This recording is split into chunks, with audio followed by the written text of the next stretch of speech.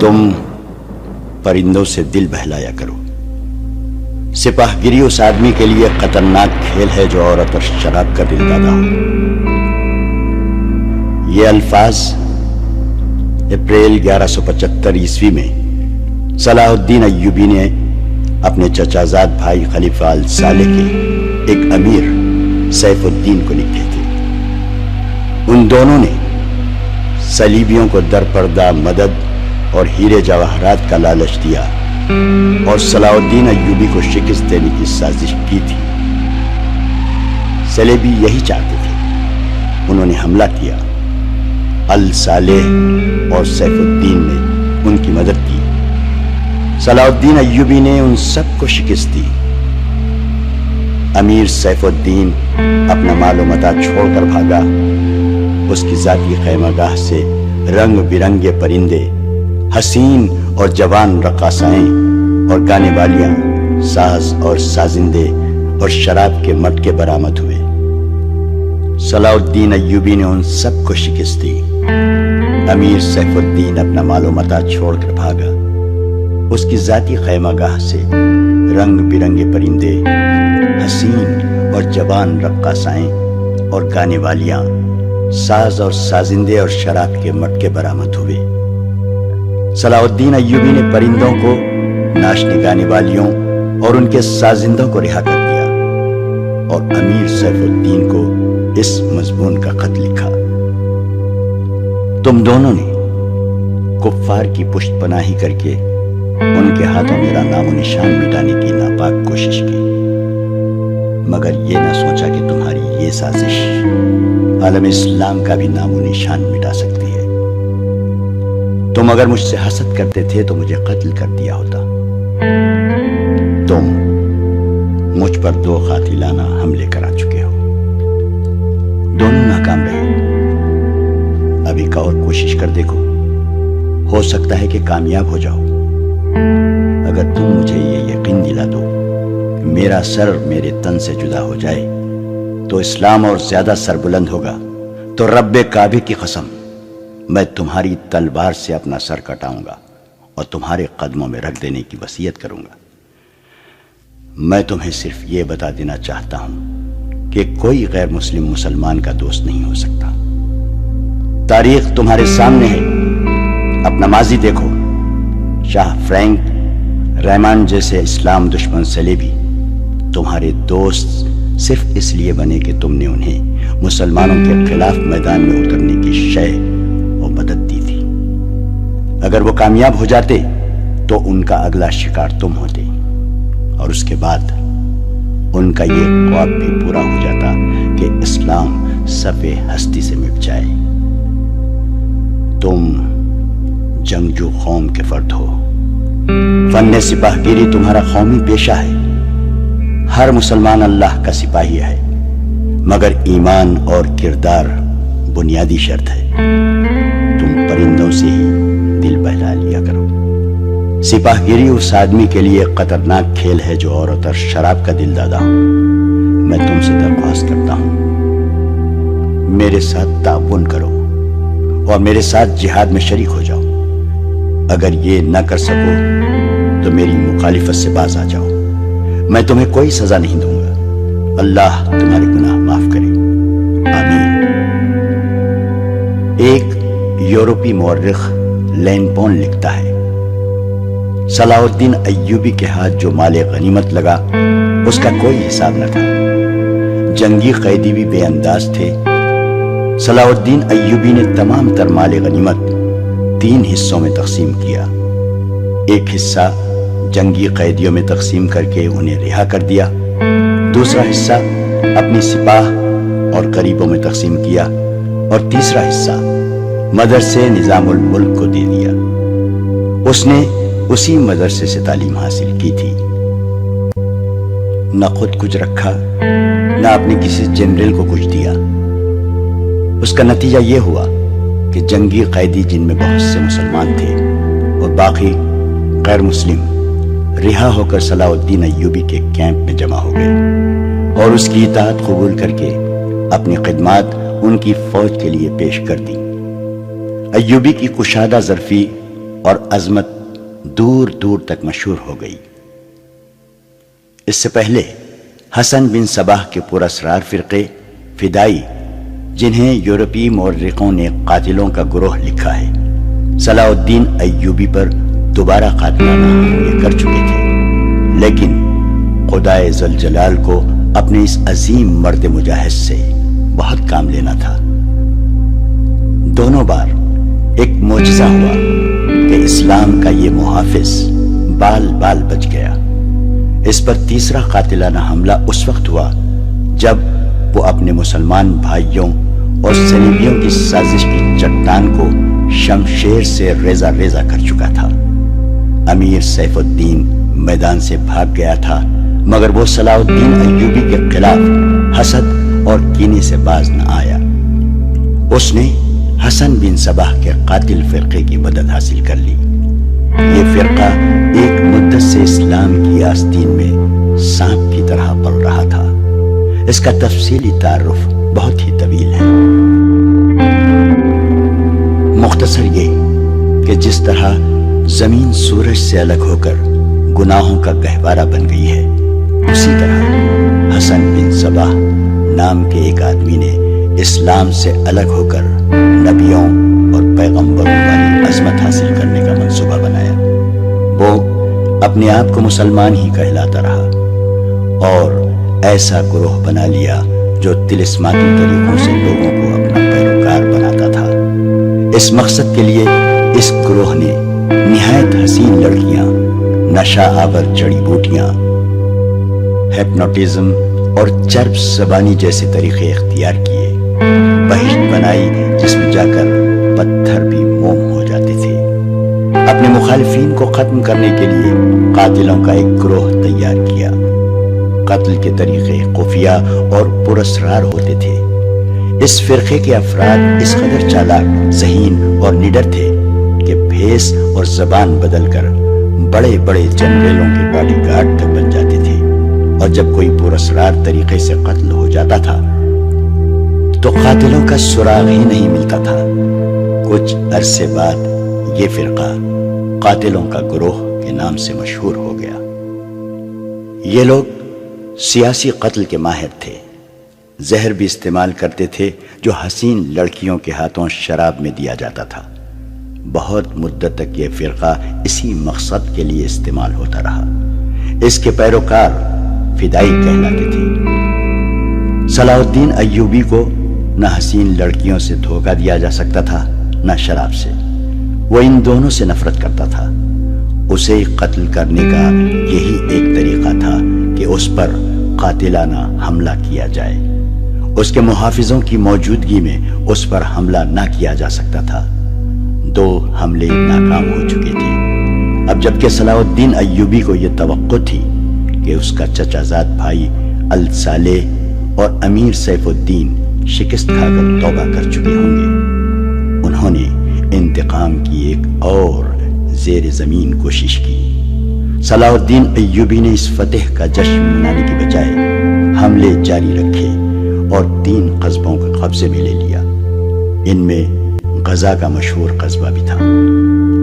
اسی قصبے کے گرد و نواح میں ایک روز صلاح الدین ایوبی امیر جاوا الاسدی کے خیمے میں دوپہر کے وقت غنودگی کے عالم میں سستا رہا تھا۔ اس نے اپنی وہ پگڑی نہیں اتاری تھی جو میدان جنگ میں اس کے سر کو صحرا کے سورج اور دشمن کی تلوار سے محفوظ رکھتی تھی۔ خیمے کے باہر اس کے محافظوں کا دستہ موجود اور چوکس تھا۔ باڈی گارڈز کے اس دستے کا کمانڈر ذرا سی دیر کے لیے وہاں سے چلا گیا۔ ایک محافظ نے صلاح الدین ایوبی کے خیمے کے گرے ہوئے پردوں میں سے جھانکا۔ اسلام کی عظمت کے پاسبان کی آنکھیں بند تھیں۔ وہ پیٹھ کے بل لیٹا ہوا تھا۔ اس محافظ نے باڈی گارڈز کی طرف دیکھا۔ ان میں سے 3-4 باڈی گارڈز نے اس کی طرف دیکھا۔ محافظ نے اپنی آنکھیں بند کر کے کھولی۔ 3-4 محافظ اٹھے اور دوسروں کو باتوں میں لگا لیا۔ محافظ خیمے میں چلا گیا، کمر بند سے خنجر نکالا، دبے پاؤں چلا اور پھر چیتے کی طرح सोए हुए सलाउद्दीन अय्यूबी पर जस्त लगाई। खंजर वाला हाथ ऊपर उठा। ऐन उसी वक्त सलाउद्दीन अय्यूबी ने करवट बदली। यही नहीं बताया जा सकता कि मुहाफिज खंजर कहां मारना चाहता था, दिल में या सीने में, मगर हुआ यूं कि खंजर सलाउद्दीन अय्यूबी की पगड़ी के बालाई हिस्से में उतर गया और सर से बाल बराबर दूर रहा। पगड़ी सर से उतर गई। सलाउद्दीन अय्यूबी बिजली की तेजी से उठा। उसे यह समझने में देर न लगी कि यह सब क्या है। उस पर इससे पहले ऐसे 2 हमले हो चुके थे। उसने इस पर भी हैरत का इजहार न किया कि हमलावर उसके अपने बॉडीगार्ड्स के लिबास में था, जिसे उसने खुद अपने बॉडीगार्ड्स के लिए मुंतखब किया था। उसने एक सांस जितना अरसा भी जाया न किया। हमलावर उसकी पगड़ी से खंजर खींच रहा था। अय्यूबी सर से नंगा था। उसने हमलावर की ठोड़ी पर पूरी ताकत से घुसा मारा। हड्डी टूटने की आवाज सुनाई दी। हमलावर का जबड़ा टूट गया था। वो पीछे को गिरा और उसके मुंह से हैबतनाक आवाज निकली। उसका खंजर सलाउद्दीन अय्यूबी की पगड़ी में रह गया था। अय्यूबी ने अपना खंजर निकाल लिया। इतने में 2 मुहाफिज दौड़ते अंदर आए। उनके हाथों में तलवारें थी। सलाउद्दीन अय्यूबी ने उन्हें कहा कि इसे जिंदा पकड़ लो, मगर ये दोनों मुहाफिज सलाउद्दीन अय्यूबी पर टूट पड़े। सलाउद्दीन अय्यूबी ने एक खंजर से 2 तलवारों का मुकाबला किया। ये मुकाबला 1-2 मिनट का था, क्योंकि तमाम बॉडीगार्ड्स अंदर आ गए थे। सलाउद्दीन अय्यूबी ये देखकर हैरान रह गया कि उसके बॉडीगार्ड्स 2 हिस्सों में तकसीम होकर एक दूसरे को लहू लहान कर रहे थे। इसे चूंकि मालूम नहीं था कि इनमें इसका दुश्मन कौन और दोस्त कौन है, वो इस मोरके में शरीक ना हो सका। कुछ देर बाद जब बॉडीगार्ड्स में से चंद एक मारे गए, कुछ भाग गए और बाज जख्मी होकर बेहाल हो गए, तो इंकशाफ हुआ कि इस दस्ते में जो सलाउद्दीन अय्यूबी की हिफाजत पर मामूर था, 7 मुहाफिज फिदाई थे जो सलाउद्दीन अय्यूबी को कत्ल करना चाहते थे। उन्होंने इस काम के लिए सिर्फ एक फिदाई खैमे में भेजा था। अंदर सूरत हाल बदल गई। चुनाचे बाकी भी अंदर चले गए। असल मुहाफिज भी अंदर गए। वो सूरत हाल समझ गए और सलाउद्दीन अय्यूबी बच गया। उसने अपने पहले हमलावर की शेरक पर तलवार की नोक रख कर पूछा कि वो कौन है और उसे किसने भेजा है। सच बोलने के बदले सलाउद्दीन अय्यूबी ने उसे जान बख्शी का वादा दिया। उसने बता दिया कि वो फदाई है और उसे केमश्तकिन, जिसे बास मोर्रिखों ने गुमश्तकीन लिखा है, ने इस काम के लिए भेजा था। केमश्तकिन अल साले के किले का गवर्नर था। असल कहानी सुनाने से पहले यह जरूरी मालूम होता है कि इन वाकयात से पहले के दौर को देखा जाए। सलाउद्दीन अय्यूबी के नाम, उसकी अजमत और तारीख इस्लाम में उसके मकाम और कारनामों से कौन वाकिफ नहीं है। मिल्लत इस्लामिया तो उसे भूल ही नहीं सकती। मसीही दुनिया भी उसे हमेशा याद रखेगी। लिहाजा ये जरूरी मालूम नहीं होता कि सलाउद्दीन अय्यूबी का शिजरा-ए नसब तफसील से बयान किया जाए। हम जो कहानी सुनाने लगे हैं वो इस नोयत की है जिसकी वसअत के लिए तारीख का दामन तंग होता है। ये तफसीलात वाक़या निगारों और कलमकारों की रिकॉर्ड की हुई होती हैं। कुछ सीना बसीना अगली नस्लों तक पहुंचती हैं। तारीख के दामन में सलाउद्दीन अय्यूबी के सिर्फ कारनामे महफूज किए गए हैं। उन साजिशों का जिक्र बहुत कम आया है जो अपनों ने उसके खिलाफ की और उसकी बढ़ती हुई शोहरत और अजमत को दागदार करने के लिए उसे ऐसी लड़कियों के जाल में फांसने की बार बार कोशिश की गई जिनके हुस्न में तिलिस्माती असर था। तारीख़ इस्लाम का यह हकीकी ड्रामा 23 मार्च 1169 के रोज से शुरू होता है, जब सलाउद्दीन अय्यूबी को मिस्र का वायसराय और फौज का कमांडर इन चीफ बनाया गया। उसे इतना बड़ा रुतबा एक तो इसलिए दिया गया कि वो हुक्मरान खानदान का नौनिहाल था, और दूसरे इसलिए कि अवाइल उम्र में ही वो फन्ने हर्ब व ज़रब का माहिर हो गया था। سپاہ گیری ورثے میں پائی تھی، اس کے ذہن میں حکمرانی کے معنی بادشاہی نہیں، اسلام کی پاسبانی اور قوم کی عظمت اور فلاح و بہبود تھی۔ اس کا جب شعور بیدار ہوا تو پہلی خلش یہ محسوس کی کہ مسلمان حکمرانوں میں نہ صرف یہ کہ اتحاد نہیں بلکہ وہ ایک دوسرے کی مدد سے بھی گریز کرتے تھے۔ وہ عیاش ہو گئے تھے۔ شراب اور عورت نے جہاں ان کی زندگی رنگین بنا رکھی تھی، وہاں عالم اسلام اور خدا کے اس عظیم مذہب کا مستقبل تاریک ہو گیا تھا۔ ان امیروں، ان کے وزیروں اور مشیروں کے حرم غیر مسلم لڑکیوں سے بھرے ہوئے تھے۔ زیادہ تر لڑکیاں یہودی اور عیسائی تھیں جنہیں خاص تربیت دے کر ان حرموں میں داخل کیا گیا تھا۔ غیر معمولی حسن اور اداکاری میں کمال رکھنے والی یہ لڑکیاں مسلمان حکمرانوں اور سربراہوں کے کردار اور قومی جذبے کو دیمک کی طرح کھا رہی تھیں۔ اس کا نتیجہ یہ تھا کہ صلیبی، جن میں فرینک یعنی فرنگی خاص طور پر قابل ذکر ہیں، مسلمانوں کی سلطنتوں کے ٹکڑے ہڑپ کرتے چلے جا رہے تھے، اور بعض مسلم حکمران شاہ فرینک کو سالانہ ٹیکس یا جزیہ ادا کر رہے تھے، جس کی حیثیت کنڈا ٹیکس کی سی تھی۔ صلیبی اپنی جنگی قوت کے روب سے اور چھوٹے موٹے حملوں سے حکمرانوں کو ڈراتے رہتے، کچھ علاقے پر قبضہ کر لیتے، تاوان اور ٹیکس وصول کرتے تھے۔ ان کا یہ مقصد تھا کہ آہستہ آہستہ دنیا اسلام کو ہڑپ کر دیا جائے۔ مسلمان حکمران اپنی رعایا کا خون چوس کر ٹیکس دیتے رہتے تھے۔ ان کا مقصد یہ تھا کہ انہیں عیش و عشرت میں پریشان نہ کیا جائے۔ فرقہ پرستی کے بیج بھی بو دیے گئے تھے۔ ان میں سب سے زیادہ خطرناک فرقہ حسن بن صباح کا تھا، جو صلاح الدین ایوبی کی جوانی سے 1 صدی پہلے مورز وجود میں آیا تھا۔ یہ مفاد پرستوں کا فرقہ تھا، بے حد خطرناک اور پراسرار۔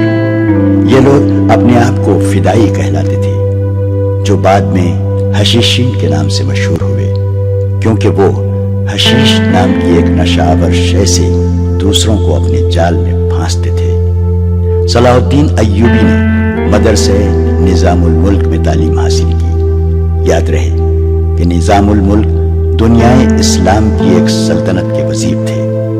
یہ مدرسہ انہوں نے قائم کیا تھا، جس میں اسلامی تعلیم دی جاتی اور بچوں کو اسلامی نظریات اور تاریخ سے بہرور کیا جاتا۔ ایک مورخ ابن الاطہر کے مطابق نظام الملک حسن بن صباح کے فدائیوں کا پہلا شکار ہوئے تھے، کیونکہ وہ رومیوں کی توسیع پسندی کی راہ میں چٹان بنے ہوئے تھے۔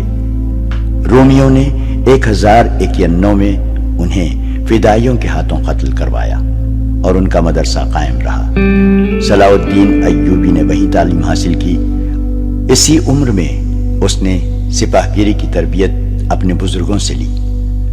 نور الدین زنگی نے اسے جنگی چالیں سکھائیں، ملک کے انتظامات کے سبق دیے اور ڈپلومیسی میں مہارت دی۔ اس تعلیم و تربیت نے اس کے اندر وہ جذبہ پیدا کر دیا جس نے آگے چل کر اسے صلیبیوں کے لیے بجلی بنا دیا۔ اوائل جوانی میں ہی اس نے وہ ذہانت اور اہلیت حاصل کر لی تھی جو ایک سالار اعظم کے لیے ضروری ہوتی ہے۔ صلاح الدین ایوبی نے فن حرب و ضرب میں جاسوسی یعنی انٹیلیجنس، کمانڈو اور گوریلا آپریشن کو خصوصی اہمیت دی۔ اس نے دیکھ لیا تھا کہ صلیبی جاسوسی کے میدان میں آگے نکل گئے ہیں اور وہ مسلمانوں کے نظریات پر نہایت کارگر حملے کر رہے ہیں۔ صلاح الدین ایوبی نظریات کے محاذ پر لڑنا چاہتا تھا جس میں تلوار استعمال نہیں ہوتی۔ اس کہانی میں آگے چل کر آپ دیکھیں گے کہ اس کی تلوار کا بار تو گہرا ہوتا ہی تھا، اس کی محبت کا بار اس سے کہیں زیادہ وار کرتا تھا۔ اس کے لیے تحمل اور بردباری کی ضرورت ہوتی ہے جو اس نے اوائل عمر میں ہی اپنے آپ میں پیدا کر لی تھی۔ اسے جب مصر کا وائسرائے اور کمانڈر ان چیف بنا کر مصر بھیجا گیا تو ان سینئر افسروں نے ہنگامہ برپا کر دیا جو اس عہدے کی آس لگائے بیٹھے تھے، ان کی نگاہ میں صلاح الدین ایوبی ابھی طفل مکتب تھا، مگر اس طفل مکتب نے جب ان کا سامنا کیا، اس کی باتیں سنی تو ان کا احتجاج سخت پڑ گیا۔ مورخ لین پول کے مطابق صلاح الدین ایوبی ڈسپلن کا بڑا ہی سخت ثابت ہوا۔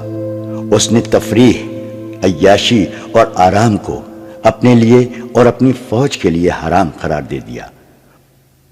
اس نے اپنی دماغی اور جسمانی قوتوں کو صرف اس مقصد پر مرکوز کر دیا کہ سلطنت اسلامیہ کو مستحکم کرنا ہے اور صلیبیوں کو اس سرزمین سے نکالنا ہے۔ فلسطین پر وہ ہر قیمت پر قبضہ کرنا چاہتا تھا۔ اس نے یہی مقاصد اپنی فوج کو دیے۔ مصر کا وائسرائے بن کر اس نے کہا، خدا نے مجھے مصر کی سرزمین دی ہے، اس کی ذات باری مجھے فلسطین بھی ضرور عطا کرے گی۔ مگر مصر پہنچ کر اس پر انکشاف ہوا کہ اس کا مقابلہ صرف صلیبیوں سے نہیں بلکہ اپنے مسلمان بھائیوں نے اس کی راہ میں بڑے بڑے حسین جال بچھا رکھے ہیں جو صلیبیوں کے عزائم اور جنگی قوت سے زیادہ خطرناک ہیں۔ مصر میں صلاح الدین ایوبی کا استقبال جن زعما نے کیا، ان میں ناجی نام کا ایک سالار خصوصی اہمیت کا حامل تھا۔ ایوبی نے سب کو سر سے پاؤں تک دیکھا۔ اس کے ہونٹوں پر مسکراہٹ اور زبان پر پیار و محبت کی چاشنی تھی۔ بعض پرانے افسروں نے اسے ایسی نگاہوں سے دیکھا جن میں طنز تھی اور تمسخر بھی تھا۔ وہ صلاح الدین ایوبی کے صرف نام سے واقف تھے یا اس کے متعلق یہ جانتے تھے کہ وہ حکمران خاندان کا فرد اور اپنے چچا کا جانشین ہے۔ وہ یہ بھی جانتے تھے کہ نور الدین زنگی کے ساتھ اس کا کیا رشتہ ہے۔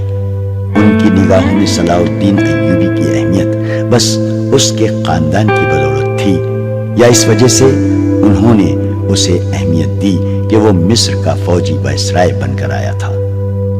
اس کے سوا انہوں نے صلاح الدین ایوبی کو کوئی وقت نہ دی۔ ایک بوڑھے افسر نے اپنے ساتھ کھڑے افسر کے کان میں کہا، بچہ ہے، اسے ہم پالیں گے۔ مورخ اور اس وقت کے واقعہ نگار یہ نہیں بتا سکتے کہ صلاح الدین ایوبی نے ان لوگوں کی نظریں بھانپ لی تھی یا نہیں۔ وہ استقبال کرنے والے اس ہجوم میں بچہ لگ رہا تھا۔ البتہ جب وہ ناجی کے سامنے مصافحے کے لیے رکا تو ایوبی کے چہرے پر تبدیلی سی آ گئی تھی۔ وہ ناجی سے ہاتھ ملانا چاہتا تھا، لیکن ناجی جو اس کے باپ کی عمر کا تھا، سب سے پہلے درباری خوشامدیوں کی طرح جھکا، پھر ایوبی سے بغلگیر ہو گیا۔ اس نے ایوبی کی پیشانی چوم کر کہا، میرے خون کا آخری قطرہ بھی تمہاری جان کی حفاظت کے لیے بنے گا۔ تم میرے پاس زنگی اور شرکو کی امانت ہو۔ میری جان عظمت اسلام سے زیادہ قیمتی نہیں۔ صلاح الدین ایوبی نے ناجی کا ہاتھ چوم کر کہا، محترم، اپنے خون کا ایک ایک قطرہ سنبھال کر رکھیے، صلیبی سیاہ گھٹاؤں کے مانند چھا رہے ہیں۔ ناجی جواب میں صرف مسکرایا، جیسے صلاح الدین ایوبی نے کوئی لطیفہ سنایا ہو۔ صلاح الدین ایوبی اس تجربے کار سالار کی مسکراہٹ کو غالباً نہیں سمجھ سکا۔ ناجی فاطمی خلافت کا پروردہ سالار تھا۔ وہ مصر میں باڈی گارڈز کا کمانڈر تھا، جس کی نفری 50,000 تھی اور ساری کی ساری نفری سوڈانی تھی۔ یہ فوج اس دور کے جدید ہتھیاروں سے مسلح تھی اور یہ فوج ناجی کا ہتھیار بن گئی تھی، جس کے زور پر وہ بے تاج بادشاہ بنا بیٹھا تھا۔ وہ سازشوں اور مفاد پرستی کا دور تھا۔ اسلامی دنیا کی مرکزیت ختم ہو چکی تھی۔ صلیبیوں کی بھی نہایت دلکش تخریب کاریاں شروع ہو چکی تھیں۔ زر پرستی اور طیش کا دور دورہ تھا۔ جس کے پاس ذرا سی بھی طاقت تھی، اسے وہ اپنی اقتدار کے تحفظ کے لیے اور دولت سمیٹنے کے لیے استعمال کرتا تھا۔ سوڈانی باڈی گارڈز فوج کا کمانڈر ناجی مصر میں حکمرانوں اور دیگر سربراہوں کے لیے دہشت بنا ہوا تھا۔ خدا نے اسے سازش ساز دماغ دیا تھا. اسے اس دور کا بادشاہ ساز کہا جاتا تھا. بنانے اور بگاڑنے میں خصوصی مہارت رکھتا تھا.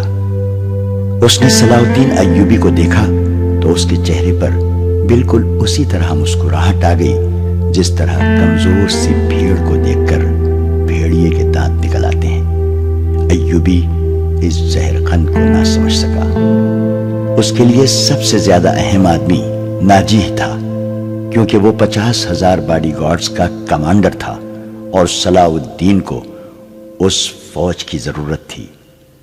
صلاح الدین ایوبی سے کہا گیا کہ حضور بڑی لمبی مسافت سے تشریف لائے ہیں, پہلے آرام کر لیں. تو اس نے کہا, میرے سر پر جو دستار رکھ دی گئی ہے میں اس کے اہل نہ تھا. اس دستار نے میرا آرام اور میری نیند حرام کر دی ہے. کیا آپ حضرات مجھے اس چھت کے نیچے نہیں لے چلیں گے جہاں میرے فرائض میرا انتظار کر رہے ہیں؟ کیا حضور کام سے پہلے دام پسند نہیں فرمائیں گے؟ اس کے نائب نے پوچھا. صلاح الدین ایوبی نے کچھ سوچا اور ان کے ساتھ چل پڑا. لمبے تڑنگے قوی ہیکل باڈی گارڈز اس عمارت کے سامنے کھڑے تھے جس میں کھانے کا انتظام کیا گیا تھا. ایوبی نے ان گارڈز کے ہتھیار دیکھے تو اس کے چہرے پر رونق آ گئی, مگر یہ رونق دروازے میں قدم رکھتے ہی غائب ہو گئی. وہاں 4 نوجوان لڑکیاں جن کے جسموں میں زہر شکن لچک اور شانوں پر بکھرے ہوئے ریشمی بالوں میں قدرت کا حسن سمایا ہوا تھا, ہاتھوں میں پھولوں کی پتیوں سے بھری ہوئی خوشنما ٹوکریاں اٹھائے کھڑی تھیں. انہوں نے صلاح الدین ایوبی کے راستے میں پتیاں بکھیرنی شروع کر دی اور اس کے ساتھ دف کی تال پر طاؤس و رباب اور شہنائیوں کا مسحور کن نغمہ اٹھا. ایوبی نے راستے میں پھولوں کی پتیاں دیکھ کر قدم پیچھے کر لیا. ناجی اور اس کا نائب اس کے دائیں بائیں تھے. وہ دونوں جھک گئے اور اسے آگے چلنے کی دعوت دی. یہ وہ انداز تھا جسے مغل بادشاہوں نے ہندوستان میں رائج کیا تھا. صلاح الدین ایوبی پھولوں کی پتیاں مسلنے نہیں آیا. ایوبی نے ایسی مسکراہٹ سے کہا جو ان لوگوں نے پہلے کم ہی کبھی کسی ہونٹوں پر دیکھی تھی. ہم حضور کے راستے میں آسمان سے تارے بھی نوچ کر بچھا سکتے ہیں. ناجی نے کہا, اگر میری راہ میں کچھ بچھانا چاہتے ہو تو وہ ایک ہی چیز ہے جو میرے دل کو بھاتی ہے. صلاح الدین ایوبی نے کہا, آپ حکم دیں. نائب نے کہا, وہ کون سی چیز ہے جو حضور کے دل کو بہلاتی ہے؟ صلیبیوں کی لاشیں. صلاح الدین ایوبی نے مسکرا کر کہا, مگر فوراً ہی اس کی مسکراہٹ غائب ہو گئی.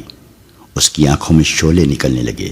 اس نے دھیمی آواز میں جس میں قہر اور عتاب چھپا ہوا تھا کہا, مسلمان کی زندگی پھولوں کی سیل نہیں. جانتے نہیں ہو صلیبی سلطنت اسلامیہ کو چوہوں کی طرح کھا رہے ہیں, اور جانتے ہو وہ کیوں کامیاب ہو رہے ہیں؟ صرف اس لیے کہ ہم نے پھولوں کی پتیوں پر چلنا شروع کر دیا ہے.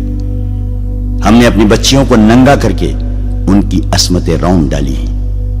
میری نظریں فلسطین پر لگی ہوئی ہیں. تم میری راہ میں پھول بچھا کر مصر سے بھی اسلام کا پرچم اتروا دینا چاہتے ہو؟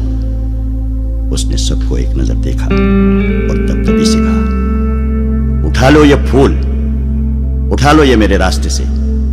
میں نے ان پر قدم رکھا تو میری روح کانٹوں سے چھلنی ہو جائے گی. ہٹا دو لڑکیوں کو میرے راستے سے. کہیں ایسا نہ ہو کہ میری تلوار ان کے اتنے دلکش سنہرے بالوں میں الجھ کر بیکار ہو جائے. حضور کی جاہ وہ حشمت, مجھے حضور نہ کہو.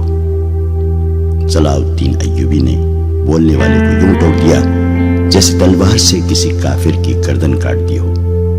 اس نے کہا, حضور وہ تھے جن کا تم کلمہ پڑھتے ہو اور جن کا میں غلام بے دام ہوں. میری جان فدا ہو اس حضور صلی اللہ علیہ وسلم پر جن کے مقدس پیغام کو میں نے سینے پر کندھا کر رکھا ہے. میں یہی پیغام لے کے مصر آیا ہوں. صلیبی مجھ سے یہ پیغام چھین کر बहरे रोम में डुबो देना चाहते हैं, शराब में गर्क कर देना चाहते हैं। मैं बादशाह बन के नहीं आया। लड़कियां किसी के इशारे पर फूलों की पत्तियां समेट कर वहां से हट गई थी। सलाउद्दीन अय्यूबी तेजी से दरवाजे के अंदर चला गया। एक वसी कमरा था, उसमें एक लंबी मेज रखी थी जिस पर रंग बिरंगे फूल बिखरे हुए थे और उनके दरमियान रोस्ट किए हुए बकरों के बड़े बड़े टुकड़े, सालिम मुर्ग और जाने कैसे कैसे खाने सजे हुए थे।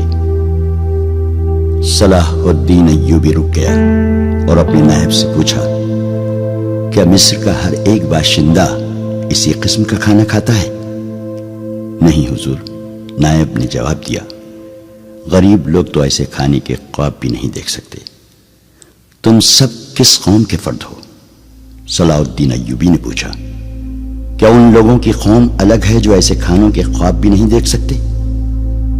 किसी तरफ से कोई जवाब न पाकर उसने कहा, इस जगह जिस कदर मुलाजिम हैं और यहां जितने सिपाही ड्यूटी पर हैं, उन सबको अंदर बुलाओ, ये खाना उन्हें खिला दो। उसने लपक कर एक रोटी उठाई, उस पर 2-3 बोटियां रखी और खड़े खड़े खाने लगा। निहायत तेजी से पूरी रोटी खाकर पानी पिया और बॉडीगार्ड्स के कमांडर नाजी को साथ लेकर उस कमरे में चला गया जो वायसराय का दफ्तर था।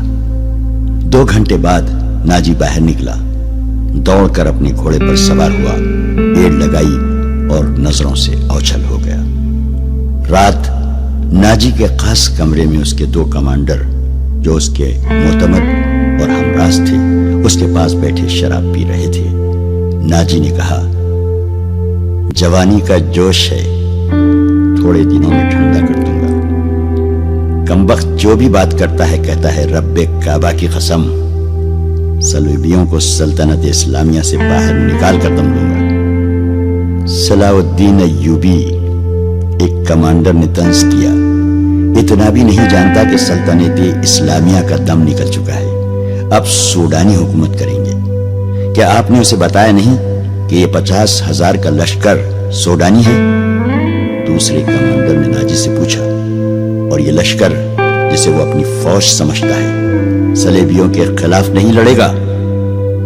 तुम्हारा दिमाग ठिकाने है? नाजी ने कहा, मैं उसे ये यकीन दिलाना चाहता हूं कि ये 50,000 सूडानी शेर उसके इशारे पर सलेबियों के परखचे उड़ा देंगे। लेकिन नाजी चुप होकर सोच में पड़ गया। लेकिन क्या? उसने मुझे हुक्म दिया है कि मिस्र के बाशिंदों की एक फौज तैयार करो। नाजी ने कहा, उसने कहा है कि एक ही मुल्क की फौज मुनासिब नहीं होती, वो मिस्र के लोगों को भर्ती करके हमारी फौज में शामिल करना चाहता है। तो आपने क्या जवाब दिया? मैंने कहा है कि आपके हुक्म की तामील होगी, नाजी ने जवाब दिया, मगर मैं ऐसे हुक्म की तामील नहीं करूंगा। मिजाज का कैसा है? अदरुश ने पूछा। जिद का पक्का मालूम होता है, नाजी ने जवाब दिया। आपकी दानिश और तजुर्बे के सामने वो कुछ भी नहीं लगता। दूसरे कमांडर ने कहा, नया नया अमीर मिस्र बन के आया है, कुछ रोज ये नशा तारी रहेगा। मैं ये नशा उतरने नहीं दूंगा, नाजी ने कहा। उसे इसी नशे में बदमस्त करके मारूंगा। बहुत देर तक ये तीनों सलाउद्दीन अय्यूबी के खिलाफ बातें करते रहे और उस मसले पर गौर करते रहे कि अगर सलाउद्दीन अय्यूबी ने नाजी की बेताज बादशाही के लिए खतरा पैदा कर दिया तो वो क्या कार्रवाई करेंगे। उधर सुल्तान सलाउद्दीन अय्यूबी अपने नायबीन को सामने बिठाए ये जहन नशीन करा रहा था कि वो हुकूमत करने नहीं आया और ना किसी को हुकूमत करने देगा। उसने उन्हें कहा कि उसे जंगी ताकत की जरूरत है और उसने ये भी कहा कि उसे यहाँ का फौजी ढांचा बिल्कुल पसंद नहीं। 50,000 बॉडीगार्ड्स सूडानी हैं। हमें हर खित्ते के बाशिंदों को ये हक देना है कि वो हमारी फौज में आए, अपने जौहर दिखाएं और माले गनीमत में से अपना हिस्सा वसूल करें। यहाँ के अवाम का मियार जिंदगी इसी तरह बुलंद हो सकता है। सलाउद्दीन अय्यूबी ने उन्हें बताया, मैंने नाजी से कह दिया है कि वो आम भर्ती शुरू कर दे। کیا آپ کو یقین ہے کہ وہ آپ کے حکم کی تعمیل کرے گا؟ ایک ناظم نے اس سے پوچھا، کیا وہ حکم کی تعمیل سے گریز کرے گا؟ وہ گریز کر سکتا ہے، ناظم نے جواب دیا۔ فوجی امور اسی کے سپرد ہیں، وہ کسی سے حکم لیا نہیں کرتا، اپنی منوایا کرتا ہے۔ صلاح الدین ایوبی خاموش رہا، جیسے اس پر کچھ اثر ہی نہ ہوا ہو۔ اس نے سب کو رخصت کر دیا اور صرف علی بن سفیان کو اپنے ساتھ رکھا۔ علی بن سفیان جاسوسی اور جوابی جاسوسی کا ماہر تھا۔ اسے صلاح الدین ایوبی بغداد سے اپنے ساتھ لایا تھا۔ وہ ادھیڑ عمر کا آدمی تھا، اداکاری، چرب زبانی اور بھیس بدلنے میں مہارت رکھتا تھا۔ جنگوں میں اس نے جاسوسی بھی کی تھی اور جاسوسوں کو پکڑا بھی تھا۔ اس کا اپنا گروہ تھا جو آسمان سے تارے بھی توڑ لاتا تھا۔ صلاح الدین ایوبی کو جاسوسی کی اہمیت سے واقفیت تھی۔ فنی مہارت کے علاوہ علی میں وہی جذبہ تھا جو صلاح الدین ایوبی میں تھا۔ تم نے سنا علی؟ صلاح الدین نے کہا، یہ لوگ کہہ گئے ہیں کہ ناجی کسی سے حکم لیا نہیں کرتا، اپنی منوایا کرتا ہے۔ ہاں، علی نے جواب دیا، میں نے سن لیا ہے۔ اگر میں چہرے پہچاننے میں غلطی نہیں کرتا تو میری رائے میں باڈی گارڈز کا یہ کمانڈر جس کا نام ناجی ہے ناپاک ذہنیت کا انسان ہے۔ اس کے متعلق میں پہلے سے بھی کچھ جانتا ہوں۔ یہ فوج جو ہمارے خزانے سے تنخواہ لیتی ہے دراصل ناجی کی ذاتی فوج ہے۔ اس نے حکومتی حلقوں میں ایسی سازشیں کی ہیں جنہوں نے انتظامی ڈھانچے کو بے حد کمزور کر دیا ہے۔ آپ کا یہ فیصلہ بالکل وجہ ہے کہ فوج میں یہاں کے ہر خطے کے سپاہی ہونے چاہیے۔ میں آپ کو تفصیلی معلومات فراہم کروں گا۔ مجھے شک ہے کہ سوڈانی فوج ناجی کی وفادار ہے، ہماری نہیں۔ آپ کو اس فوج کی تربیت اور تنظیم بدلنی پڑے گی یا ناجی کو سبکدوش کرنا پڑے گا۔ میں اپنی صفوں میں ہی اپنے دشمن پیدا نہیں کرنا چاہتا، صلاح الدین ایوبی نے کہا۔ ناجی گھر کا بھیدی ہے، اسے سبکدوش کر کے اپنا دشمن بنا لینا دانشمندی نہیں۔ ہماری تلوار غیروں کے لیے ہے، اپنوں کا خون بہانے کے لیے نہیں۔ میں ناجی کی ذہنیت کو پیار اور محبت سے بدل سکتا ہوں۔ تم اس فوج کی ذہنیت معلوم کرنے کی کوشش کرو اور مجھے صحیح اطلاع دو کہ فوج کہاں تک ہماری وفادار ہے۔ مگر ناجی اتنا کچا آدمی نہیں تھا۔ اس کی ذہنیت پیار اور محبت کے بکھیڑوں سے آزاد تھی۔ اسے اگر پیار تھا تو اپنی اقتدار اور شیطانیت کے ساتھ تھا۔ اس لحاظ سے وہ پتھر تھا، مگر جسے اپنے جال میں پھنسانا چاہتا اس کے سامنے منہ ہو جاتا تھا۔ اس نے صلاح الدین ایوبی کے ساتھ یہی رویہ اختیار کیا۔ اس کے سامنے وہ بیٹھتا نہیں تھا، ہاں میں ہاں ملاتا چلا جاتا تھا۔ اس نے مصر کے مختلف خطوں سے ایوبی کے حکم کے مطابق فوج کے لیے بھرتی شروع کر دی تھی، حالانکہ یہ کام اس کی مرضی کے خلاف تھا۔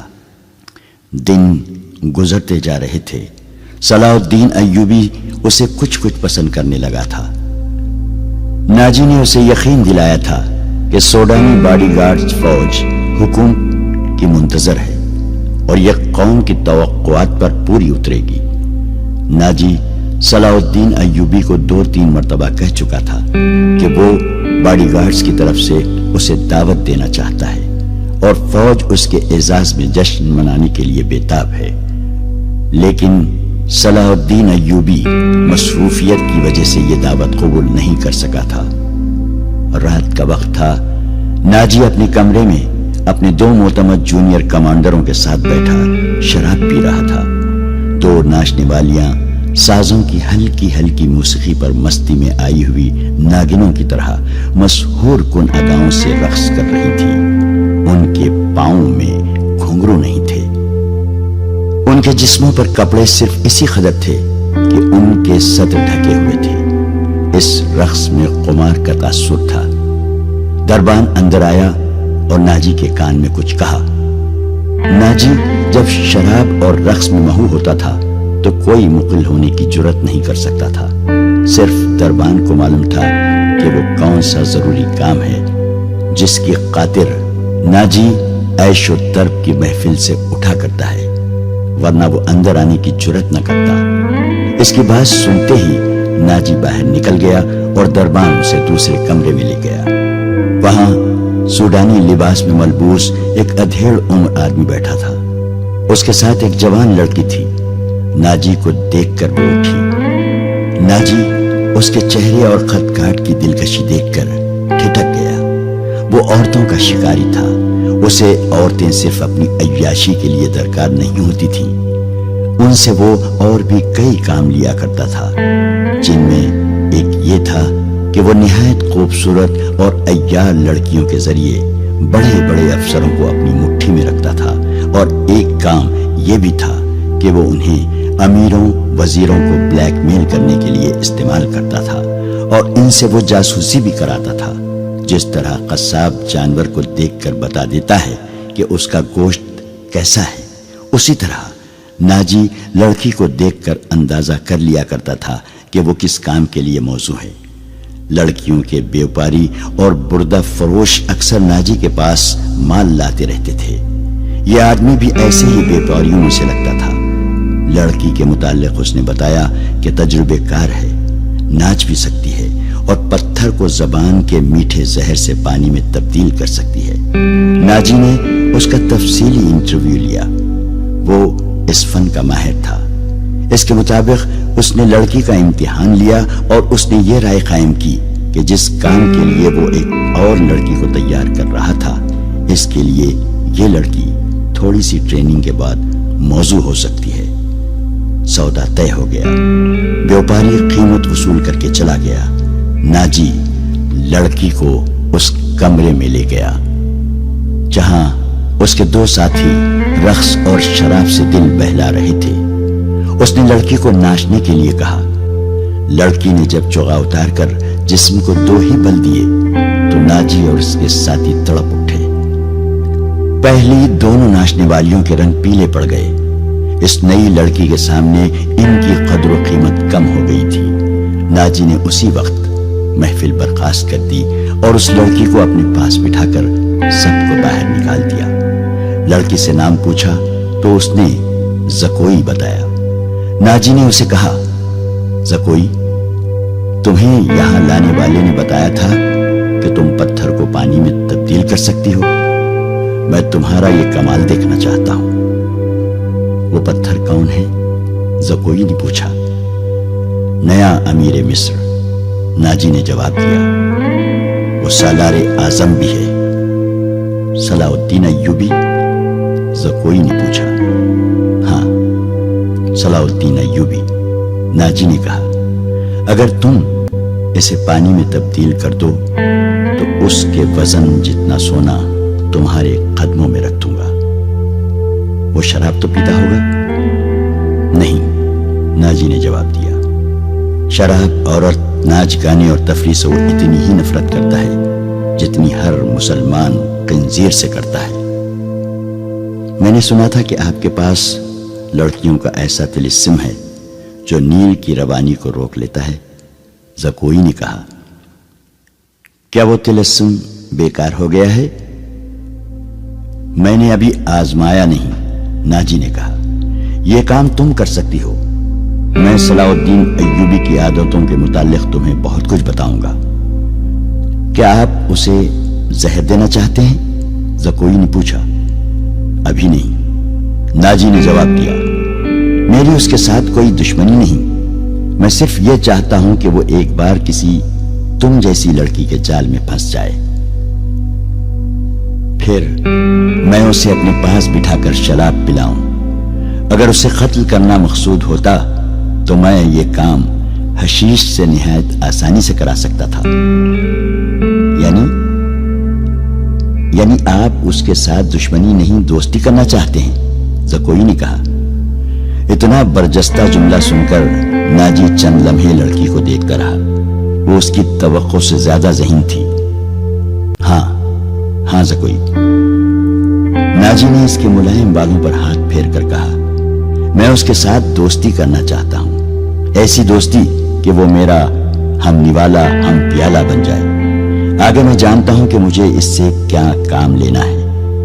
नाजी ने कहा और जरा सोच कर बोला, लेकिन मैं तुम्हें यह भी बता देना जरूरी समझता हूं कि एक जादू सलाउद्दीन अय्यूबी के हाथ में भी है।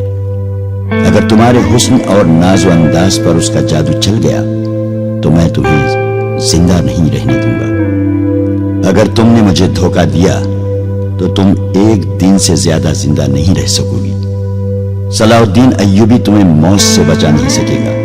तुम्हारी जिंदगी और मौत मेरे हाथ में है। तुम मुझे धोखा नहीं दे सकोगी। इसीलिए मैंने तुम्हारे साथ खुलकर बातें की हैं, वरना मेरे रुतबे और हैसियत का आदमी एक पेशावर लड़की के साथ पहली मुलाकात में ही ऐसी बातें कभी ना करता। ये आपको आने वाला वक्त ही बताएगा कि कौन किसको धोखा देता है। ज़कोई ने कहा, मुझे ये बताइए कि सलाउद्दीन अय्यूबी तक मेरी रसाई किस तरह होगी। मैं उसे एक जश्न में बुला रहा हूं, नाजी ने कहा। उसे रात अपने यहां रखूंगा और तुम्हें उसकी ख्वाबगाह में दाखिल कर दूंगा। मैंने तुम्हें इसी मकसद के लिए बुलाया है। आगे मैं संभाल लूंगी। वो रात गुजर गई और फिर और कई रातें गुजर गईं। सलाउद्दीन अय्यूबी इंतजामी कामों में और नई फौज तैयार करने में इतना मसरूफ रहा कि नाजी की दावत कबूल करने का वक्त ना निकाल सका। अली बिन सुफियान ने उसे नाजी के मुताल्लिक जो रिपोर्ट दी उससे वो परेशान हो गया। उसने अली से कहा, तो इसका मतलब यह है कि यह शख्स सलेबियों से ज्यादा खतरनाक है। ये एक सांप है जिसे मिस्र की अमारत आस्तीन में पाल रही है। अली बिन सुफियान ने नाजी की तकरीबकारी की तफसील सुनाई कि उसने किस तरह किस किस बड़े आदमी को अपने हाथ में लिया और इंतजामिया में मनमानी करता रहा। फिर कहा, और जिस सोडानी सिपाह का वो सालार है वो हमारी बजाय उसकी वफादार है। क्या आप इसका कोई इलाज सोच सकते हैं? सिर्फ सोच ही नहीं सकता, सलाउद्दीन अय्यूबी ने जवाब दिया। इलाज शुरू कर चुका हूं। मिस्र से जो सिपाह भर्ती की जा रही है उसे मैं सूडानी मुहाफिजों में गुट-मुट कर दूंगा। फिर ये फौज सूडानी होगी न मिस्री। नाजी की ये ताकत बिखर कर हमारी फौज में जज्ब हो जाएगी। नाजी को मैं उसके सही ठिकाने पर ले आऊंगा और मैं ये भी वसूख से कह सकता हूं कि उसने सलेबियों के साथ जो गठजोड़ कर रखा है। अली बिन सुफियान ने कहा, आप सल्तनत इस्लामिया को एक मजबूत मरकज पर लाकर इस्लाम को वसअत देना चाहते हैं, मगर नाजी आपके ख्वाब को दीवाने का ख्वाब बना रहा है। तुम इस सिलसिले में क्या कर रहे हो? ये मुझ पर छोड़े, अली बिन सुफियान ने जवाब दिया। मैं जो कुछ करूंगा वो आपको साथ साथ बताता रहूंगा। आप मुतमईन रहें। मैंने उसके गिर्द जासूसों की एक ऐसी दीवार चुन दी है जिसकी आंखें भी हैं, कान भी हैं और ये दीवार मुतहर्रिक है। यूं समझ लें कि मैंने उसे अपने जासूसी के किले में कैद कर लिया है। सलाउद्दीन अय्यूबी को अली बिन सुफियान पर इस कदर एतमाद था कि इससे उसकी दरपर्दा कार्रवाई की तफसील न पूछी। अली ने उससे पूछा, मालूम हुआ है कि वो आपको जश्न पर मदऊ कर रहा है। अगर ये बात सही है तो उसकी दावत उस वक्त कबूल कीजिएगा जब मैं आपको बताऊंगा। अय्यूबी उठा और हाथ पीठ पीछे रखकर टहलने लगा। उसकी आह निकल गई। वो रुक गया और बोला, बिन सुफियान, जिंदगी और मौत अल्लाह के हाथ में है।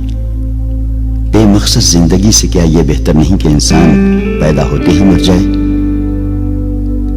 कभी कभी ये सोच दिमाग में आ जाती है कि वो लोग शायद खुशनसीब हैं जिनकी कौमी हिस्स मुर्दा होती है और जिनका कोई किरदार नहीं होता, बड़े मजे से जीते और अपनी आई पर मर जाते हैं। वो बदनसीब हैं अमीर मोहतरम, अली ने कहा। हाँ बिन सुफियान, सलाउद्दीन अय्यूबी ने कहा। मैं जब उन्हें खुशनसीब कहता हूं तो यही बात मालूम नहीं कौन मेरे कान में कह देता है जो तुमने कही है। मगर सोचता हूं कि हमने तारीख का धारा उस मोड़ पर ना बदला तो मिल्लत इस्लामिया बिखर कर वादियों, जंगलों और सहराओं में खो जाएगी। मिल्लत की खिलाफत 3 हिस्सों में बट गई है। امیر منمانی کر رہے ہیں اور صلیبیوں کے اعلی کار بنتے جا رہے ہیں۔ مجھے یہ ڈر بھی محسوس ہونے لگا ہے کہ مسلمان اگر زندہ رہیں تو وہ ہمیشہ صلیبیوں کے غلام اور اعلی کار رہیں گے۔ وہ اسی پہ خوش رہیں گے کہ زندہ ہیں مگر قوم کی حیثیت سے وہ مردہ ہوں گے۔ ذرا نقشہ دیکھو علی، آدھی صدی میں دیکھو ہماری سلطنت کا نقشہ کتنا سکڑ گیا ہے۔ وہ خاموش ہو گیا، سر جھکا کر ٹہلنے لگا، پھر رک گیا اور سر کو جھٹک کر علی بن سفیان کو دیکھا۔ کہنے لگا، جب تباہی اپنے اندر سے اٹھے تو اسے روکنا محال ہوتا ہے۔ اگر ہماری خلافت اور امارتوں کا یہی حال رہا تو صلیبیوں کو ہم پر حملے کرنے کی ضرورت پیش نہیں آئے گی۔ وہ آگ جس میں ہم اپنا ایمان، اپنا کردار اور اپنی قومیت جلا رہے ہیں، اس میں صلیبی آہستہ آہستہ تیل ڈالتے رہیں گے۔ ان کی سازشیں ہمیں آپس میں لڑاتی رہیں گی۔ میں شاید اپنا عزم پورا نہ کر سکوں، میں شاید صلیبیوں سے شکست دکھا جاؤں، لیکن میں قوم کے نام ایک وصیت چھوڑنا چاہتا ہوں۔ وہ یہ ہے کہ کسی غیر مسلم پر کبھی بھروسہ نہ کرنا۔ ان کے خلاف لڑنا ہے تو لڑ کر مر جانا۔ کسی غیر مسلم کے ساتھ کبھی سمجھوتا اور کوئی معاہدہ نہ کرنا۔ آپ کا لہجہ بتا رہا ہے جیسے آپ اپنی عزم سے مایوس ہو گئے ہیں، علی بن سفیان نے کہا۔ مایوس نہیں، صلاح الدین ایوبی نے کہا، جذباتی۔ علی، میرا ایک حکم متعلقہ شعبے تک پہنچا دو، بھرتی تیز کر دو اور کوشش کرو کہ فوج کے لیے زیادہ سے زیادہ ایسے آدمی رکھو جو جنگ کا تجربہ حاصل کر چکے ہوں۔ ہمارے پاس اتنی لمبی تربیت کا وقت نہیں ہے۔ بھرتی ہونے والوں کا مسلمان ہونا لازمی قرار دے دو، اور تم اپنے لیے ذہن نشین کر لو کہ ایسے جاسوسوں کا ایک دستہ تیار کرو جو دشمن کے علاقے میں جا کر جاسوسی بھی کریں اور شب کو بھی ماریں۔ یہ جابازوں کا دستہ ہوگا، انہیں خصوصی تربیت دو۔ ان میں یہ صفات پیدا کرو کہ اونٹ کی طرح زیادہ سے زیادہ عرصے پیاس برداشت کر سکے۔ ان کی نظریں عقاب کی طرح تیز ہوں، ان میں صحرائی لومڑی کی مکاری ہو اور وہ دشمن پر چیتے کی طرح جھپٹنے کی مہارت، دلیری اور طاقت کے مالک ہو۔ ان میں شراب، حشیش وغیرہ کی عادت نہ ہو اور عورت کے لیے وہ برف کی طرح یکل ہو۔ بھرتی تیز کرا دو بن سفیان، اور یاد رکھو میں ہجوم کا قائل نہیں، مجھے لڑنے والوں کی ضرورت ہے، خواہ تعداد تھوڑی ہو، ان میں قومی جذبہ ہو اور وہ میرے عزم کو سمجھتے ہوں۔ کسی کے دل میں یہ شبہ نہ ہو کہ اسے کیوں لڑایا جا رہا ہے۔ اگلے 10 دنوں میں ہزارہ تربیت یافتہ سپاہی امارت مصر کی فوج میں آ گئے۔ ان 10 دنوں میں ناجی نے زکوئی کو ٹریننگ دے دی کہ وہ صلاح الدین ایوبی کو کون کون سے طریقے سے اپنے حسن کے جال میں پھانس کر اس کی شخصیت اور اس کے کردار کو کمزور کر سکتی ہے۔ ناجی کے ہمراز دوستوں نے زکوئی کو دیکھا تو انہوں نے بلا خوف تردید کہا کہ اس لڑکی کو مصر کے فرعون دیکھ لیتے تو خدائی کے دعوے سے دستبردار ہو جاتے۔ ناجی کا جاسوسی کا اپنا نظام تھا، بہت تیز اور دلیر۔ وہ معلوم کر چکا تھا کہ علی بن سفیان صلاح الدین ایوبی کا خصوصی مشیر ہے اور عرب کا مانا ہوا سراغ رساں۔ اس نے علی کے پیچھے اپنے جاسوس چھوڑ دیے تھے اور اس نے علی کو قتل کرا دینے کا منصوبہ بھی بنا لیا تھا۔ زکوئی کو ناجی نے صلاح الدین ایوبی کو اپنے دام میں پھانسنے کے لیے تیار کیا تھا، لیکن وہ محسوس نہ کر سکا کہ مراکش کی رہنے والی یہ لڑکی اس کے اپنے اعصاب پر سوار ہو گئی ہے۔ وہ صرف شکل و صورت کی ہی دلکش نہ تھی، بلکہ اس کی باتوں میں ایسا جادو تھا کہ ناجی اسے پاس بٹھا کر اس کے ساتھ باتیں ہی کرتا رہتا تھا۔ اس نے ان 2 ناچنے گانے والی لڑکیوں سے نگاہیں پھیر لی تھیں جو اس کی منظور نظر تھی۔ 3-4 راتوں سے اس نے ان لڑکیوں کو اپنے کمرے میں نہیں بلایا تھا۔ ناجی سونے کے انڈے دینے والی مرغی تھی جو ان کے قبضے سے نکل کر زکوئی کی آغوش میں انڈے دینے لگی تھی۔ انہوں نے زکوئی کو راستے سے ہٹانے کی ترکیبیں سوچنی شروع کر دی۔ وہ آخر اس نتیجے پر پہنچی کہ اسے قتل کرا دیا جائے۔ مگر اسے قتل کرانا ممکن نظر نہیں آتا تھا، کیونکہ ناجی نے اسے جو کمرہ دے رکھا تھا اس پر 2 محافظوں کا پہرا رہتا تھا۔ اس کے علاوہ یہ دونوں لڑکیاں اس مکان سے بلا اجازت باہر نہیں جا سکتی تھیں جو ناجی نے انہیں دے رکھا تھا۔ انہوں نے حرم کی خادمہ عورتوں میں سے ایک کو اعتماد میں لینا شروع کر دیا۔ وہ اس کے ہاتھوں زکوئی کو زہر دینا چاہتی تھی۔ علی بن سفیان نے صلاح الدین ایوبی کا محافظ دستہ بدل دیا۔ یہ سب امیر مصر وائسرائے کے پرانے باڈی گارڈ تھے۔ ان کی جگہ اس نے ان سپاہیوں میں سے باڈی گارڈز کا دستہ تیار کر دیا جو نئی بھرتی میں آئے تھے۔ یہ جانبازوں کا منتخب دستہ تھا جو سپاہ گیری میں بھی طاق تھا اور جذبے کے لحاظ سے بھی اس کا ہر سپاہی مرد حر تھا۔ ناجی کو یہ تبدیلی بالکل پسند نہیں تھی، لیکن اس نے صلاح الدین ایوبی کے سامنے اس تبدیلی کی بے حد تعریف کی اور اس کے ساتھ ہی درخواست کی کہ صلاح الدین ایوبی اس کی دعوت قبول کر لے۔ ایوبی نے اسے جواب دیا کہ وہ 1 آدھ دن میں اسے بتائے گا کہ وہ کب دعوت قبول کر سکے گا۔ اس کے جانے کے بعد صلاح الدین ایوبی نے علی بن سفیان سے مشورہ لیا کہ وہ دعوت پر کب جائے۔ علی نے اسے مشورہ دیا کہ اب وہ کسی بھی روز دعوت قبول کر لے۔ دوسرے ہی دن صلاح الدین ایوبی نے ناجی کو بتایا کہ وہ کسی بھی رات دعوت پر آ سکتا ہے۔ ناجی نے 3 روز بعد کی دعوت دی اور بتایا کہ یہ دعوت کم اور جشن زیادہ ہوگا، اور یہ جشن شہر سے دور صحرا میں مشعلوں کی روشنی میں منایا جائے گا۔ ناچ گانے کا انتظام ہوگا، باڈی گارڈز کے گھوڑ سوار اپنی کرتب دکھائیں گے، شمشیر زنی اور بغیر ہتھیاروں کی لڑائی کے مقابلے ہوں گے، اور صلاح الدین ایوبی کو رات وہیں قیام کرایا جائے گا۔ رہائش کے لیے خیمے نصب ہوں گے۔ صلاح الدین ایوبی پروگرام کی تفصیل سنتا رہا۔ اس نے ناچ گانے پر بھی اعتراض نہ کیا۔ ناجی نے ڈرتے جھجکتے کہا، فوج کے بیشتر سپاہی جو مسلمان نہیں یا جو بھی نیم مسلمان ہیں کبھی کبھی شراب پیتے ہیں۔ وہ شراب کے عادی نہیں، وہ اجازت چاہتے ہیں کہ جشن میں انہیں شراب پینے کی اجازت دی جائے۔ آپ ان کے کمانڈر ہیں۔ صلاح الدین ایوبی نے کہا، آپ چاہیں تو انہیں اجازت دے دیں، نہ دینا چاہیں تو میں آپ پر اپنا حکم نہیں چلاؤں گا۔ امیر مصر کا اقبال بلند ہو۔ ناجی نے غلاموں کی طرح کہا، میں کون ہوتا ہوں اس کام کی اجازت دینے والا جس کو آپ سخت ناپسند کرتے ہیں؟ انہیں اجازت دے دیں کہ جشن کی رات ہنگامہ آرائی اور بدکاری کے سوا سب کچھ کر سکتے ہیں۔ صلاح الدین ایوبی نے کہا، اگر شراب پی کر کسی نے ہلا گلا کیا تو اسے سخت سزا دی جائے گی۔ یہ خبر جب صلاح الدین ایوبی کے اسٹاف تک پہنچی کہ ناجی صلاح الدین ایوبی کے اعزاز میں جو جشن منعقد کر رہا ہے اس میں ناچ گانا ہوگا اور شراب بھی پی جائے گی، اور صلاح الدین ایوبی نے اس جشن کی دعوت ان خرافات کے باوجود قبول کر لی ہے، تو سب حیرت سے ایک دوسرے کا منہ دیکھنے لگے۔ کسی نے کہا کہ ناجی جھوٹ بولتا ہے، وہ دوسروں پر اپنا رعب ڈالنا چاہتا ہے، اور کسی نے یہ رائے دی کہ ناجی کا جادو صلاح الدین ایوبی پر بھی چل گیا ہے۔ یہ رائے ان سربراہوں کو پسند آئی جو ناجی کے ہم نوالا اور ہم پیالہ تھے۔ صلاح الدین ایوبی نے چارج لیتے ہی ان کے لیے عیش و عشرت، شراب نوشی اور بدکاری جرم قرار دے دی تھی۔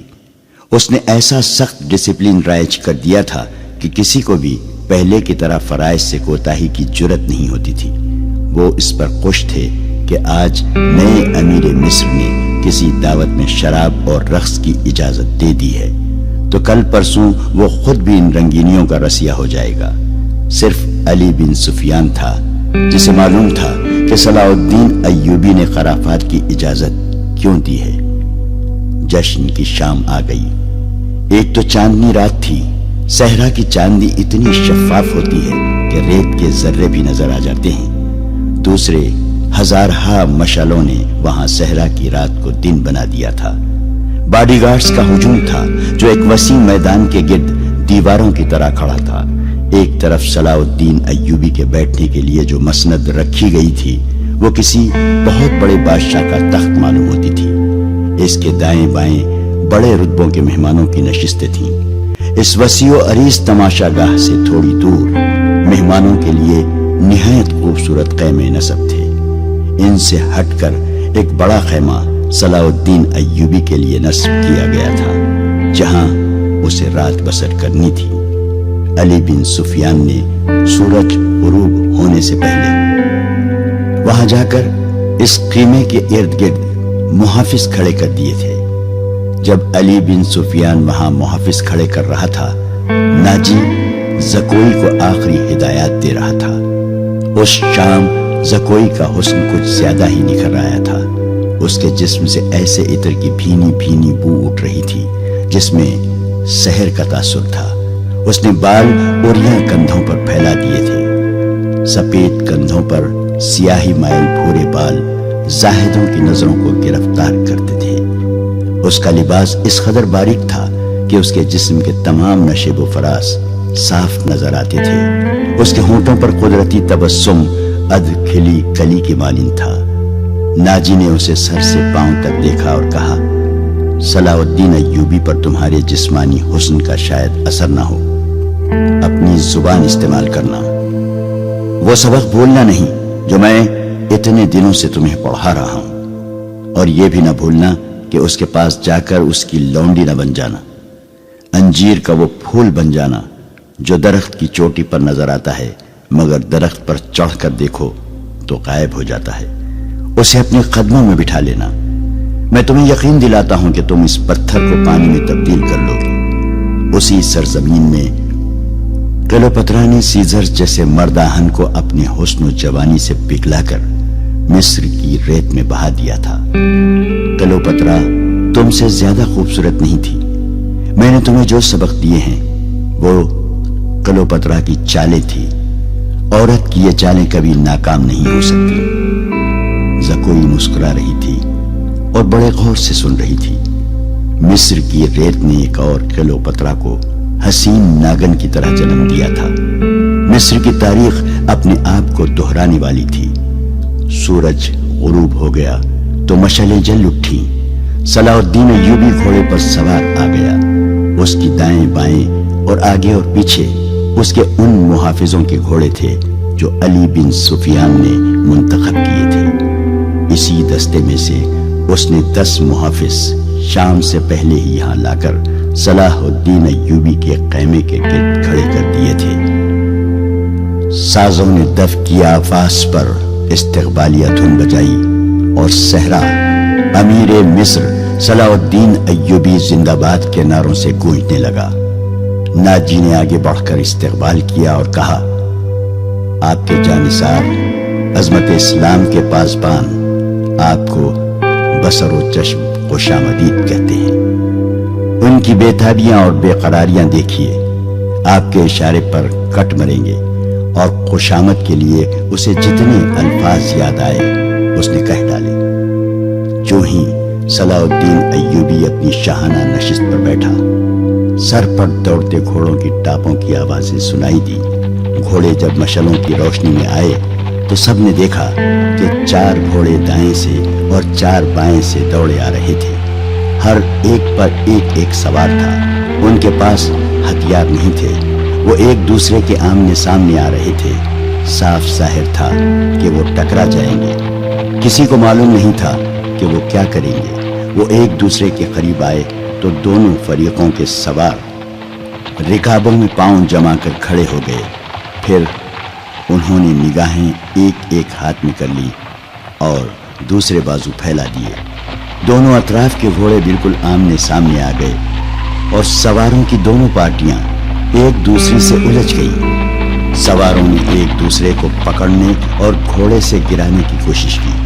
جب گھوڑے آگے نکل گئے تو 2 سوار جو گھوڑوں سے گر پڑے تھے ریت پر قلع بازیاں کھا رہے تھے۔ ایک طرف کے ایک سوار نے دوسری طرف کے ایک سوار کو ایک بازو میں جکڑ کر اسے گھوڑے سے اٹھا لیا تھا اور اسے اپنے گھوڑے پر ڈال کر لے جا رہا تھا۔ ہجوم نے اس قدر شور بپا کیا کہ اپنی آواز اپنے آپ کو بھی نہیں سنائی دیتی تھی۔